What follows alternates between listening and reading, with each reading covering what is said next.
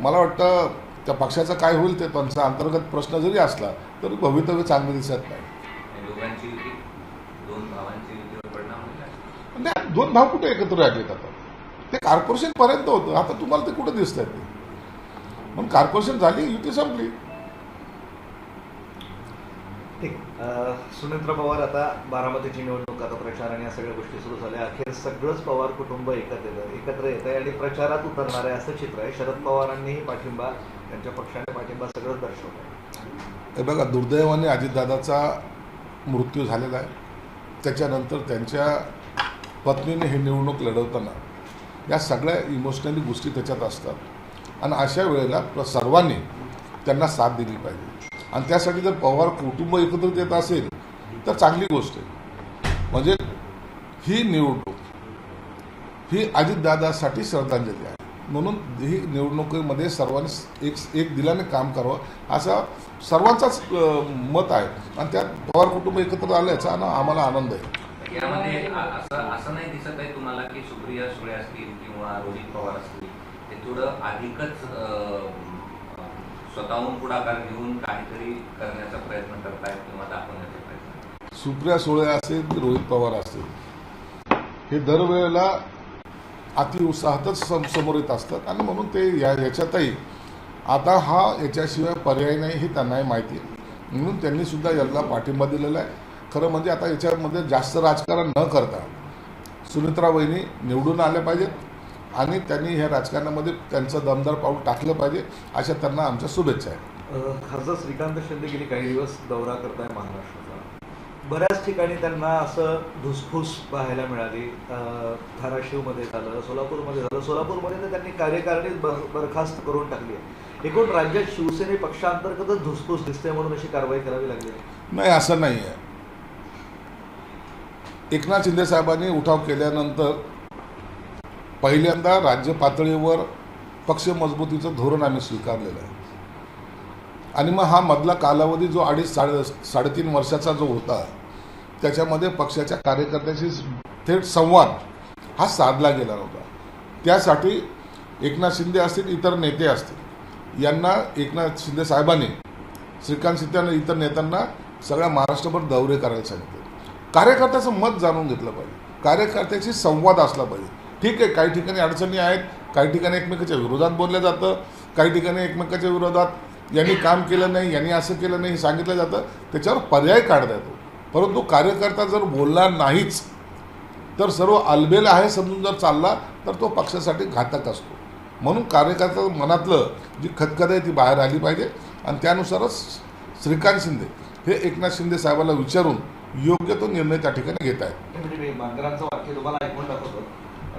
अनेक वेळा मंत्री फोन उचलत नाही, त्यांच्या बापाची जहागिरी आहे का, उंटावरनं शेळ्या हाकणाऱ्या मंत्र्यांना रस्ता तर बालाजी कल्याणकर म्हणाले की मुख्यमंत्री असताना आम्हाला निधी मिळत होता, म्हणजे देवेंद्र फडणवीस, आता आम्हाला निधी मिळत नाही आहे. तर संभाजीनगरमध्येही धुसफूस झाल्याचं ऐकलंय आम्ही.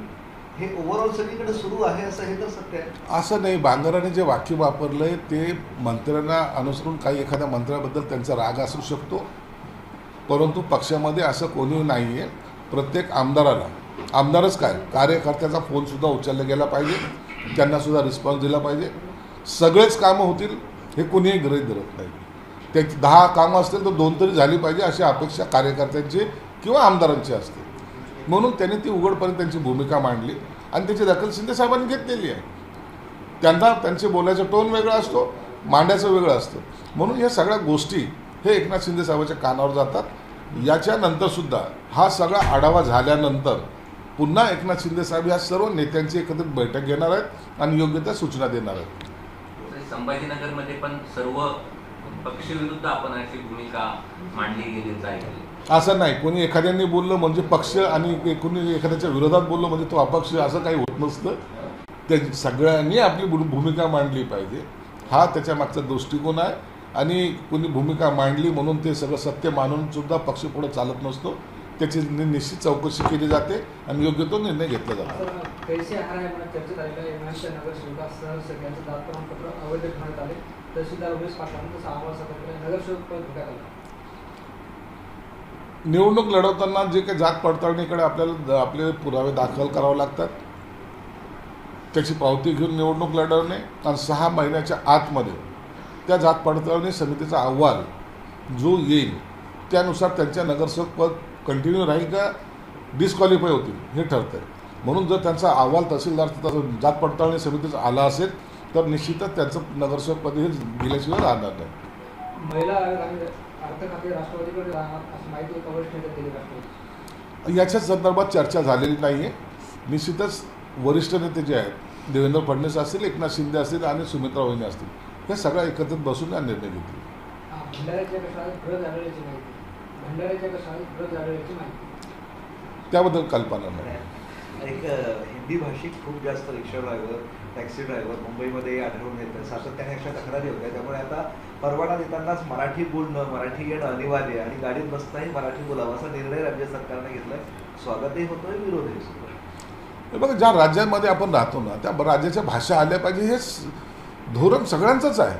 आपण मराठी पाट्या का लावल्या, का लावतो मराठी पाट्या दुकानावर की महाराष्ट्र आहे तिथं तर असले पाहिजे. तुम्ही कर्नाटकमध्ये पाहिलं तर कर्नाटकी पाट्या आहेत की नाही, बंगालमध्ये बंगाली पाट्या आहेत की नाही. महाराष्ट्रामध्ये एखादा निर्णय घेतला तर आम्ही कोणाच्या विरोधात आहोत असं जे काही चित्र तयार होतं ते चुकीचं आहे. ज्या राज्यामध्ये मी जरी उद्या बंगालला गेलो तर मला बंगाली शिकलं पाहिजे, कर्नाटकात गेलो तर कर्नाटकी शिकली पाहिजे आणि हे धोरण सगळीकडे असलं पाहिजे. याला कुणाचा विरोध नाही. लोक सगळेजण याचं स्वागत करतात. खराबचा एन्काउंटर करतील अशी शंका परिणिती शिंदेने व्यक्त केली. आता हे जे खराब प्रकरण आहे ना, मला वाटतं पोलिसांनी आपला तपास थांबवावा आणि हे जे काही 4-5 लोक रोज बोलत आहेत ना यांच्याकडे तपास सोपवावा. सगळी इत्तमभूत माहिती यांच्याकडे असते. म्हणून मी तर मुख्यमंत्र्यांना सांगेल की साहेब आता पोलीस यंत्रणेला एवढं त्रास घ्यायचं कारण काय. एवढे मोठे पुरावे घेणे सगळेजण 4-5 लोक रोज बोलत आहेत त्यांच्याकडे तपास देऊन टाका म्हणजे एकदाचं प्रकरण तरी संपेल. काही बोलायचं, अरे करू द्या ना यंत्रणेला तपास. त्याच्या पहिले तुमचं ओपिनियन, त्याच्या पहिले तुमचा निकाल, तुम्हीच ओपिनियन द्यायचं, तुम्हीच वकील व्हायचं आणि तुम्हीच जज व्हायचं. हा प्रकार थांबला पाहिजे. खऱ्या अर्थानं त्या खराब प्रकरणामध्ये जे काही बडे बडे लोक अटकलेत ना त्यांना तपासामध्ये आपल्याला उघड करायचं, त्यांना त्या जेलमध्ये जायचं यासाठी सरकारची भूमिका आहे आणि त्याच्यामध्ये अशा बोलण्यामुळं त्याच्यावर प्रश्नचिन्ह निर्माण होतं. तुमच्या आताच्या वक्तव्यावर किशोरी पेडणेकर यांनी टीका केली. त्यासंबंधी आमच्या नेत्यांना आम्ही सर्व अधिकार दिले. आमच्या पक्षातील निर्णयावर दुसऱ्यांनी पोट दुखण्याचं कारण नाही. आदित्य ठाकरे राज्यातील नाही तर देशाचे नेते आहेत. देशातले नाही ते जगाचे नेते आहेत आदित्य ठाकरे. त्याच्याबद्दल आमचं कोणतंही ऑब्जेक्शन नाही आहे. आम्हाला त्याच्याशी काही घेणं देणं नाही त्यांच्या पक्षामध्ये काय चालतं आहे. परंतु त्या पक्षामध्ये काही काळ आम्ही सुद्धा हे पाहिलेलं आहे. किशोरी पेडणेकर जेव्हा मातोश्रीच्या सिक्युरिटी गेटच्या बाहेर होत्या ना त्या टायमाला आम्ही शिवसेना प्रमुखाशी चर्चा करायचो. म्हणून आम्हाला त्या पक्षातलं इन आउट सगळं माहीत असल्यामुळं मी वक्तव्य केलं आणि त्या वक्तव्य आता यांनी जो काही पक्षाच्या नेत्याच्या विरोधात हे बोलू शकत नाही. जी केल्याशिवाय यांच्याकडे पर्याय पण नाही आणि म्हणून त्यांनी त्यांची भूमिका बजावलेली आहे आणि त्याच्या भूमिकेत अशी बजावण्यामध्ये आक्षेप असण्याचं काही कारण नाही. हे बाकीचे 3-4 लोक हेच करतात काम. सकाळी उठलं की जी करणार आणि तो पक्षाची वाट लावणार.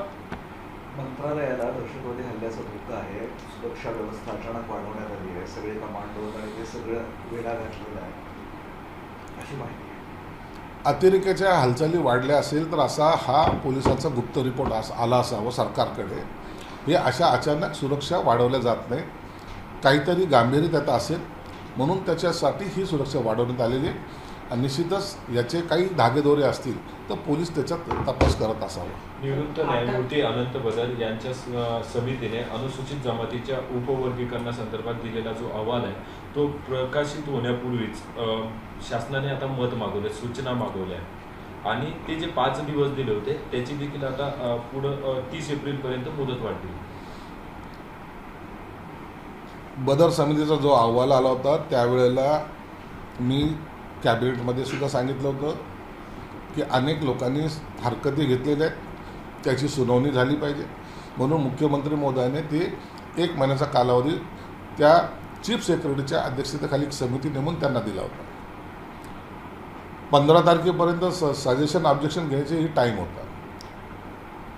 परवाच्या कॅबिनेटमध्ये मी पुन्हा मुख्यमंत्र्यांना विनंती केली की 5 दिवसामध्ये बदर समितीचा अहवाल प्रकाशित न होता कशावर हरकती घ्यायच्या हे लोक संभ्रमामध्ये आहेत. त्यासाठी लोकांना ते बदर समितीचा अहवालही प्रसिद्ध झाला पाहिजे आणि त्याच्यानुसार ज्या काही हरकती घ्यायच्या आहेत त्यासाठी वेळ दिला पाहिजे.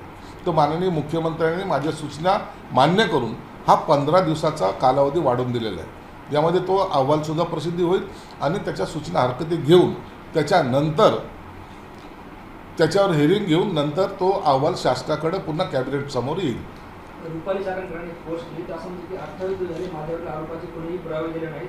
निनावी पत्राद्वारे बदनामीचा कुटील डाव माझ्यावर करणे. चाकणकरांनी त्यांचं मत मांडणं काही गैर नाही आहे. हे रोज मीडिया ट्रायल जे चालू आहे त्याचा अनेकाला त्रासही होतो. याची खरं तर दखल सर्वांनीच घेतली पाहिजे. परंतु आता कुणाच्या तोंडाला हात लावणं आता शक्य नाही. सुसाट सुटलेले आहेत, त्याचा परिणाम इतरांच्या आयुष्यात होतो याची जाणीव कुणाला नसल्यामुळं कदाचित रुपाली चाकणकर आज बोलले असावे. चल सर हिंदी सर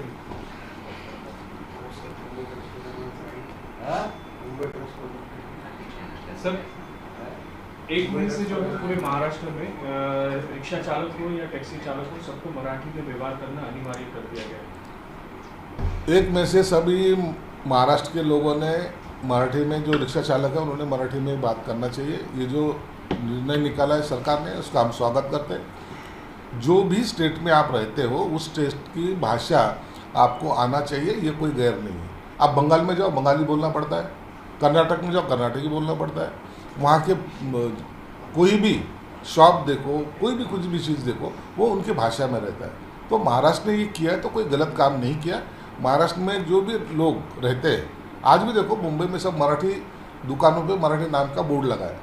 ये अपने अपने स्टेट की अपनी अलग से अहमियत रहती है और उस तरीके से सबने चलना चाहिए. ये उसके पीछे की भूमिका है.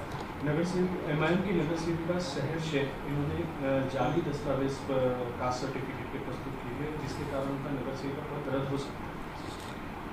उनके बारे में इलेक्शन लड़ने के पहले जो उन्होंने जात पड़ताल समिति की तरफ जो कागज पत्र जो दिए थे, डॉक्यूमेंट्स जो दिए थे, वो फर्जी निकले ऐसा अहवाल अभी प्राप्त हुआ.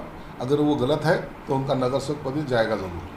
जम्मू कश्मीर के जो सीएम हैं उमर अब्दुल्ला, इन्होंने स्थानीय व्यक्ति की मौत के बाद जो है उन्होंने कहा है कि उनकी सरकार जो है इस तरीके का जंगल राज मंजूर नहीं करती और जिन्होंने हत्या की है वो गौरक्षक है, ऐसा बोला. देखिए, वहाँ जो हत्या हुई किसकी भी हो उसका सरकार कभी समर्थन नहीं करती और जिसने किया है उसको पकड़ेगी, भले वो कोई भी कास्ट का कोई भी धर्म का हो जाए. ऐसा जातिवाद करके उसको बढ़ावा देने का काम ये उमर अब्दुल्ला और उनके पूर्वजों ने किया है. अब वो नीति वहाँ नहीं चलेगी. वहाँ कश्मीरी लोग सभी एकजुट होकर अतिरेकियों से लड़ते हैं और अब वहाँ कश्मीर में जो शांतता प्रस्थापित हुई है उसको कोई हवा दे के वह अशांतता फैलाने की कोशिश कर रहे हैं. सर 2029 में जो है महिला आरक्षण बिल लागू होगा. लोकसभा में टोटल 850 सीटें होंगी. इसका महाराष्ट्र की राजनीति पर किस तरीके से असर? महाराष्ट्र में देश की राजनीति में फर्क पड़ेगा. 33% जो आरक्षण दिया जाएगा तो उससे महिला का सहभाग गवर्नमेंट में ज़्यादातर रूप से हो जाएगा. और जो समानता का जो बात करते हैं अपन, महिला को साथ में लेकर चलना, वो उद्देश्य भी सफल होगा. इसलिए राजकारण में बदलाव तो ज़रूर आएगा. महिला को अपनी बातें रखने का एक अच्छा व्यासपीठ यहाँ मिलेगा. लेकिन कपिल सिब्बल कह रहे हैं कि ये एंड इलेक्शन जो 5 राज्य के इलेक्शन चल रहे हैं उस वक्त इस तरीके की सभा लोकसभा में अधिवेशन देना और ये चीज़ें करना गलत है. और अभी जो लोकसभा में खासदारों की सांसदों की संख्या है उसी में ही आरक्षण देना चाहिए महिला को, ऐसा कपिल सिब्बल ने कहा. कपिल सिब्बल कहते हैं पॉलिटिक्स में ये सब चीज़ें आइन वक्त पे ही की जाती है. कांग्रेस ने नहीं किया था. कांग्रेस ने तोड़ो जोड़ो की राजनीति नहीं की थी. ये सब बातें बोलते हुए कांग्रेस ने क्या किया उसके बारे में भी कपिल सिब्बल ने बोलना चाहिए. जो मोदी साहब ने निर्णय लिया वो मुझे लगता है सब महिलाओं को आनंद देने वाला निर्णय है.